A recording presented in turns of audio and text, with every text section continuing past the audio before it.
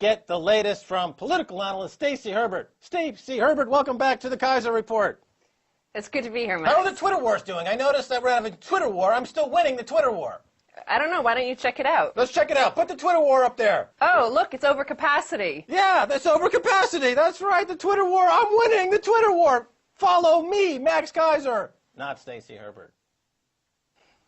Okay, Max. Yes. Now, I have not really a headline, but an assembly of a few videos. And this is regarding the Haitian, earthquake disaster and the follow-up. Here is President George W. Bush on CBS Face the Nation. We want to be around to help on the rebuilding aspects of this. And the lesson I've learned on all the crises or catastrophes during my presidency was people want to help.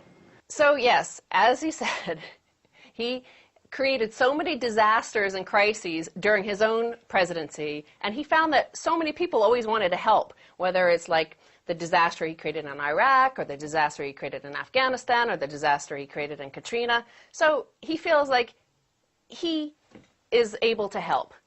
Now, look at this next cut. Do they have any pretzels there?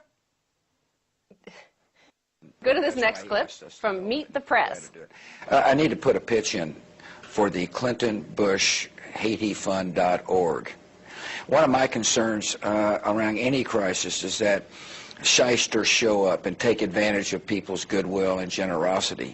So people want to help, and George Bush and Bill Clinton have created this website where you can donate. And he says that shysters tend to show up. Right after that, he says shysters want to show up. This man is, very simple, so you see what's operating in his mind of, we're not the shysters, you're the shysters. Who's the shyster?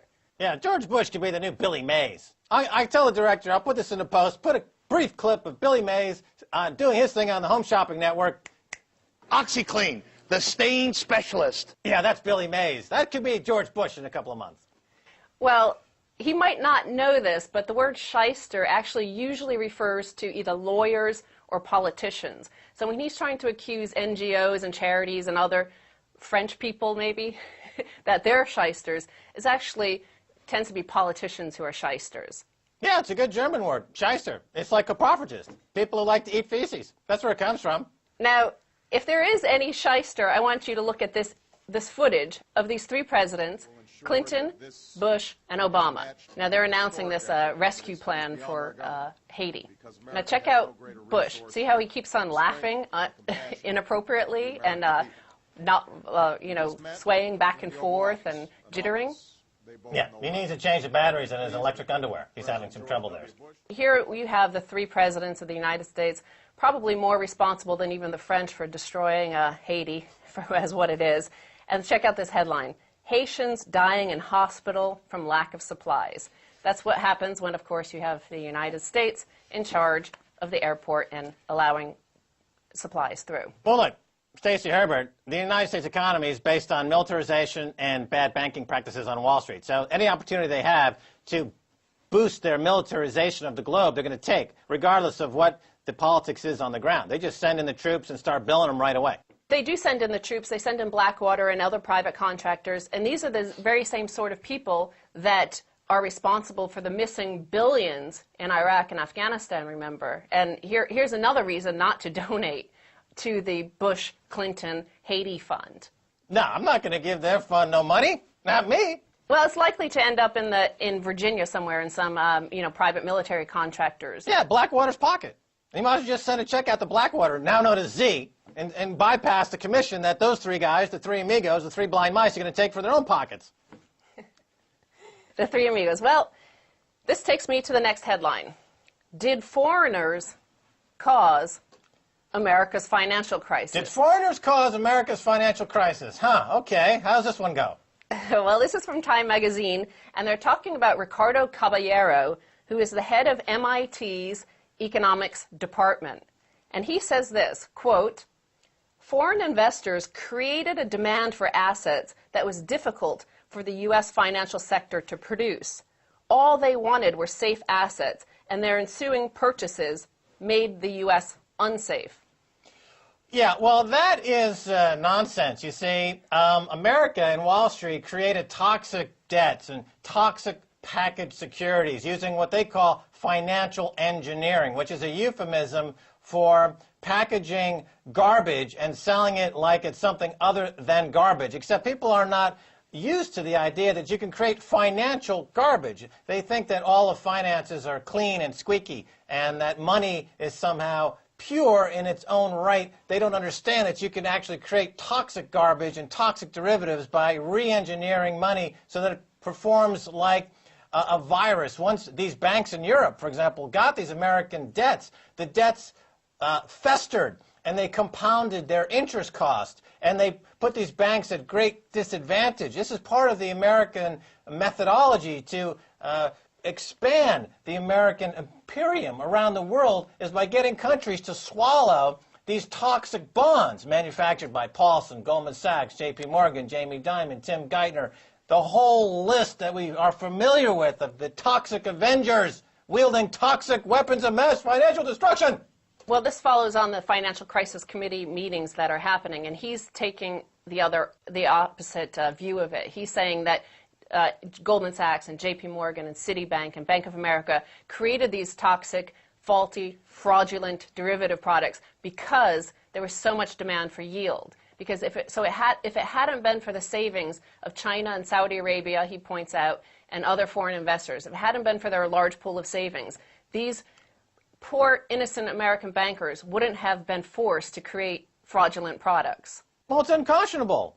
You know, a 2-year-old will eat until it causes itself severe physical damage, or a 2-year-old will eat toxic toys. You know, it's up to the manufacturer to have some responsibility. You can't say that, well, we live in a demand and supply marketplace. There was demand for toxic securities, so we simply filled the demand. And the fact that this totally destroyed the global economy, we don't want to take any responsibility for that, just because we manufactured the toxic securities to begin with. That's unconscionable. Well, Max, actually, they were saying that there was a demand for yield. There wasn't a demand for toxic products, for fraudulent products that were going to blow up and destroy the wealth of the rest of the world. There was demand for yield. Yeah. And this is why he blames China. He says China used their massive sovereign wealth to buy U.S. Treasury bonds, thus driving down the yield. So other investors were forced to go looking for yield.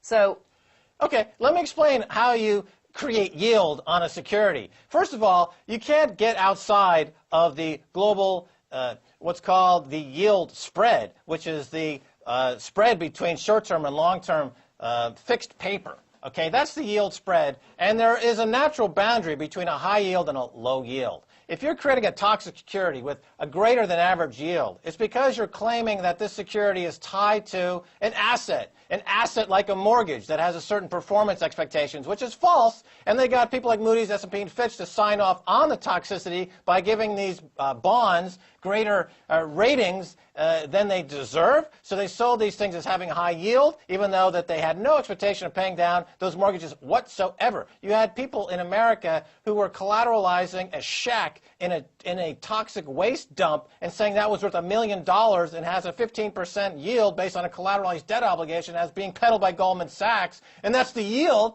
that they're being sold to these foreign bankers who, of course, Moody's and S&P said, oh, yeah, we give it a high rating because they're on the take. Moody's is totally corrupt. S&P is totally corrupt, as are the investment banks, as are the analysts, as are the bankers who are packaging these securities. This is, Greenpeace should open up an office on Wall Street to monitor the toxicity of the financial environment. The financial environment is the most abused, toxic environment in the world. More toxic than the oceans, more toxic than the atmosphere is the financial environment. And you've got Geithner and Paulson and Goldman and J.P. Morgan. They're dumping their risk into this sludge, and they're trying to get people to eat it as if it's something worth eating when it's nothing more than poisonous. It's absolutely unconscionable, and as we've said on the show before, the question is what should be the suitable penalties for these terrorists?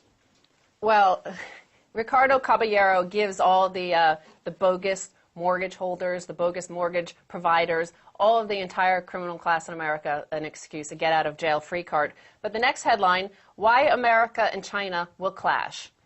And this is from the Financial Times, and Gideon Rachman is arguing that Google withdrawing from China is a sign that this is future trade wars coming between the U.S. and China.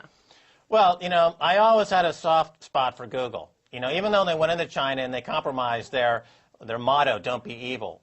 I knew that at some day they would stand up and confront this Leninist dictatorship in China with some principles that are more tuned to what you might call the new economy, which I'm very keen on as a platform for a reinterpretation of democracy around the world. So Google may have set off, however, World War III.